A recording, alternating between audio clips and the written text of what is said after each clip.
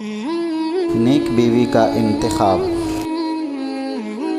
رقیق حیات یا شریک زندگی کا انتخاب بہت ہی سخت اور کٹھن مرحلہ ہے۔ اس میں عجلت اور جلد بازی بہت ہی نقصان دہ ہیں۔ اسی طرح مایوسی اور کم ہمتی بھی زہر قاتل ہیں۔ اگر 2-4 جگہ رشتہ گیا اور وہاں سے جواب ہاں میں نہیں ملا تو اکثر گھروں کے لوگ مایوس ہو جاتے ہیں۔ اب کون دے گا، سارے خاندان میں چھان بین کر لی، اب تو کوئی نہیں دیتا، لہٰذا اب کوئی لڑکی بھی چاہے اس کے لیے غیر مناسب ہی کیوں نہ ہو، رشتہ کر دو۔ اس طرح اچھے بھلے پڑھے لکھے نوجوان کا نکاح ایسی لڑکی سے کروایا جاتا ہے جو کسی بھی طرح اس کے مناسب نہیں ہوتی۔ پھر ساری زندگی آپس میں انبن، لڑائی جھگڑے یا اللہ نہ کرے طلاق اور خلع تک نوبت پہنچ جاتی ہیں۔ لہٰذا لڑکے کو چاہیے کہ خود بھی ہمت سے کام لے اور گھر والوں کو بھی مایوس نہ ہونے دے۔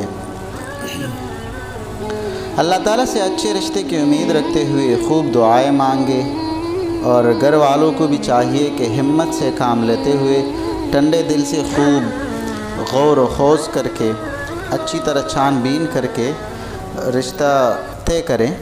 اس سلسلے میں درج ذیل گزارشات جو ہے ان کو مد نظر رکھنی چاہیے۔ سب سے پہلا کام صلاۃ الحاجت پڑھ کر اللہ تعالیٰ سے دعا مانگے۔ مکروہ اور ممنوع اوقات کے علاوہ جس وقت بھی موقع ملے کم از کم 2 رکعت، ورنہ جتنی اللہ تعالیٰ توفیق دے، پڑھ کر خوب رو رو کر عاجزی کا اظہار کرتے ہوئے اللہ تعالیٰ سے مانگے اور بار بار مانگے کہ اے اللہ، میں نکاح کرنا چاہتا ہوں، اپنے کرم سے مجھے زوجہ صالحہ یعنی نیک بیوی عطا فرمائیں۔ اس کے علاوہ بھی دعاؤں کا خوب اہتمام فرمائیں۔ نفل نمازوں کے سجدے میں یہ قرآنی دعا مانگے، ربنا هب لنا من ازواجنا وذریاتنا قرۃ اعین واجعلنا للمتقین اماما۔ اے ہمارے رب، ہمیں ہماری بیویوں اور اولاد کی طرف سے آنکھوں کی ٹھنڈک عطا فرما اور ہمیں پرہیزگار لوگوں کا امام بنا۔ اسی طرح فرض نمازوں کے بعد نوافل کے بعد یہ دعا مانگنی چاہیے، اللہم انی اعوذ بک من امرأۃ تشیبنی قبل المشیب، کہ اے اللہ، میں آپ کی پناہ چاہتا ہوں ایسی بیوی سے جو مجھے بڑھاپے کی عمر تک پہنچنے سے پہلے ہی بوڑھا کر دے۔ یعنی یہ بہت ہی اہم دعا ہے، اس کا خوب اہتمام کرنا چاہیے۔ حضور اکرم صلی اللہ علیہ وسلم نے ایسی عورت سے اللہ پاک کی پناہ چاہی ہے جو بڑھاپے کی عمر سے پہلے ہی بوڑھا کر دے۔ ایسی بیوی جو ہوتی ہیں وہ گلے کا توق بن جاتی ہیں، اور اس بارے میں عورت کے بارے میں بزرگوں کا قول ہے کہ بری بیوی گلے کا توق ہے، اللہ اپنے بندے میں سے جس کی گردن میں ڈالنا چاہتے ہیں یہ توق ڈال دیتے ہیں۔ اللہ تعالیٰ ہر مومن کی حفاظت فرمائے۔ دوسرے نمبر پر آپ نے کیا کرنا ہے کہ اللہ تعالیٰ سے اچھے گمان کا بہت اہتمام رکھنا ہے۔ حدیث شریف میں آتا ہے کہ انا عند ظن عبدی بی، یعنی میں اپنے بندے کے گمان کے ساتھ ہوں، یعنی ہم اللہ کے ساتھ اچھا گمان رکھیں گے تو ہمارے ساتھ ایسا ہی معاملہ ہوگا۔ لہٰذا ہمت کے ساتھ یقین رکھیں کہ مجھے انشاءاللہ ضرور اچھی اور نیک بیوی ملے گی جو اس دنیا کے چھوٹے سے گھر کو جنت کا نمونہ بنا دے گی۔ تیسرے نمبر پر مشورے کا اہتمام ضرور کرے۔ شریعت اسلامی میں مشورے کی اہمیت اور تاکید آئی ہیں۔ اللہ تعالیٰ نے قرآن مجید میں مومنین کی صفات بیان فرمائے ہیں کہ وَأَمْرُهُمْ شُورَى بَيْنَهُمْ، کہ اور کام کرتے ہیں مشورہ سے آپس کے۔ اور حضور اکرم صلی اللہ علیہ وسلم کو اللہ جل شانہ ارشاد فرماتے ہیں وَشَاوِرْهُمْ فِي الْأَمْرِ، اور صحابہ کرام رضی اللہ تعالیٰ عنہم اجمعین سے مشورہ کیا کرے معاملات میں، اس لیے مشورہ استخارہ سے زیادہ اہم ہے۔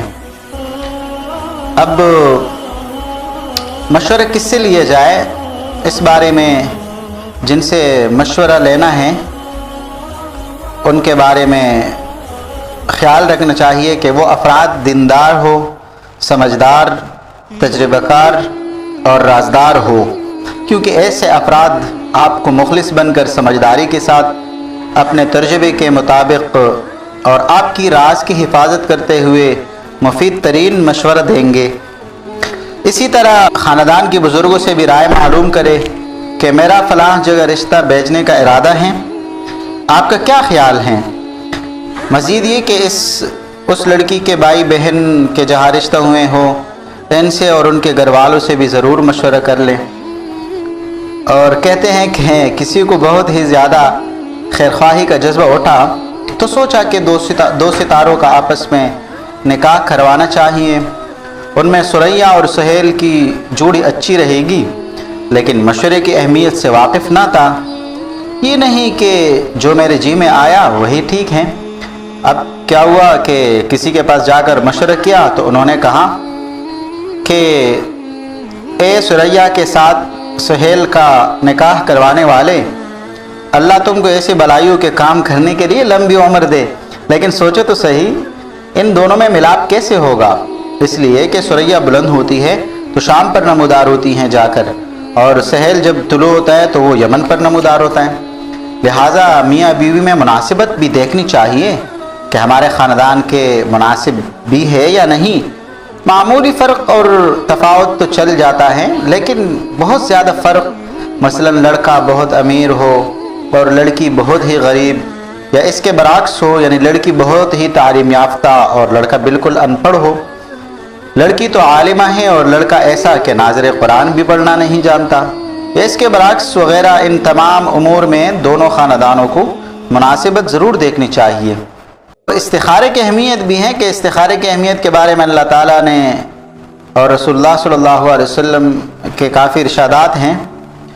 قرآن مجید میں ہے کہ وَشَاوِرْهُمْ فِي الْأَمْرِ فَإِذَا عَزَمْتَ فَتَوَكَّلْ عَلَى اللَّهِ إِنَّ اللَّهَ يُحِبُّ الْمُتَوَكِّلِينَ، اور آپ ان صحابہ سے اہم کام میں مشورہ لیا کریں، سو جب فیصلہ کر لے تو اللہ پر توکل کرے، بے شک اللہ توکل کرنے والوں کو محبوب رکھتا ہے۔ استخارے کے بارے میں آتا ہے کہ جو شخص اہم کاموں میں استخارہ کر لیتا ہے وہ کبھی خسارے میں نہیں رہتا، نقصان اور ندامت سے بچ جاتا ہے اور اپنے کیے پر نادم نہیں ہوتا۔ بظاہر اس کو نقصان نظر آئے بھی تو کیا انسان کا علم اللہ تعالیٰ کے نزدیک وہ نقصان نہیں ہے، صرف نظر کا دھوکہ ہے۔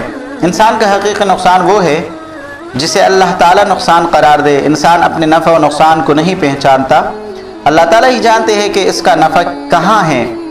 فرمایا جس نے استخارہ کر کے کام کیا وہ کبھی خسارے اور نقصان میں نہیں ہوگا، اسی طرح جس نے اہم کاموں میں مشورہ لے لیا وہ کبھی پریشان نہیں ہوگا۔